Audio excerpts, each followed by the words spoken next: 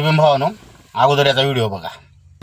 आता ही कमेंट बघा फक्त. आणि सांगायचं उद्दिष्ट असं आहे का ही लोक तेच जे मला सुरुवातीला बोलले की भाऊ तू चुकला किंवा चुकीचा असला तरी आम्ही तुझ्या साईडनी आहे. आणि आज मी फक्त त्या समोरच्या लोकांना शुभेच्छा दिल्या त्यांच्या सणाच्या. नाही मी माझ्या साईडनी स्टोरी टाकली, फक्त म्हणलं की तुम्हाला शुभेच्छा आहे. मी सगळं पॉईंटनी बोलतो, कोणाच्या धर्माचं नाव घेत नाही, काही नाही, सगळ्यांना माहिती आहे. त्यामुळे माझी चुकी आतापर्यंत कोणच नाही काढू शकलं. आणि असं आहे का मला त्यांची लोक तर घाणघाण कमेंट करतात, त्याचा काही विषयच नाही, त्यांचा मी सिरियस बी घेत नाही.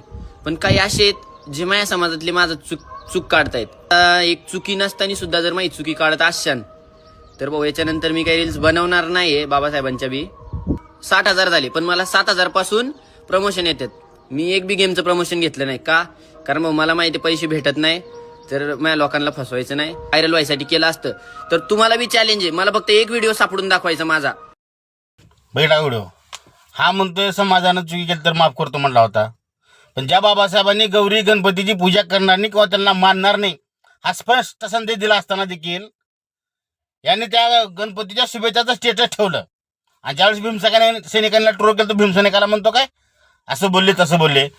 अरे भाड खाऊ, मला मान्य आहे तू भरपूर केलास, बाबासाहेबावरच्या रील्स केलास म्हणून तुला फॉलोअर्स भेटले 62K, पण ही गो खायची काय गरज होती का? तू शिवरायांच्या जयंतीच्या शुभेच्छा दिला, तुला कोण काही बोललं का? तू महात्मा फुलेंच्या जयंतीच्या शुभेच्छा दिलास, तुला कोण बोललं का? अण्णाभाऊ साठेंच्या जयंतीच्या तू शुभेच्छा दिलास, तुला कोण काय बोललं का? महापुरुषांच्या शुभेच्छा देत असताना तुझ्यावर कोणी टीका केली का?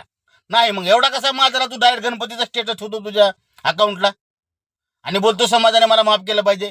समाज 100 चुका माफ करतो, पण असली चूक माफ करणं ही गद्दारी आहे. तू गणपती स्टेटस बाबासाहेबांनी कुठं सांगितले गणपतीची पूजा करा, गणपती आणा घरात, गणपतीच्या शुभेच्छा द्या? कधी सांगितले बाबासाहेबांनी?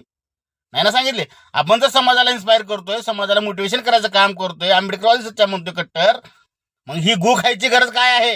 कळत नाही का आपण गो खातोय म्हणून? कळत नाही का? आणि तुला जर एवढा दुसऱ्याचा सपोर्ट काय येतोय मग तू त्यांचा स्वीकार ना आणि जा तिकडच पडत्या गटारीत.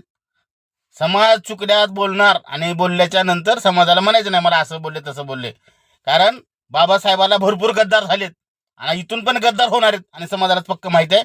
म्हणून गद्दाराला लगेच जागेवर ओळखलं पाहिजे आणि त्यांची बंदोबस्त केला पाहिजे. समाजात जागरूक आहेत आणि जो काही समाज तुला जो बोलताना ते बरोबर बोलतंय, तुझी चूक आहे आणि तुला ती भोगावीच लागेल.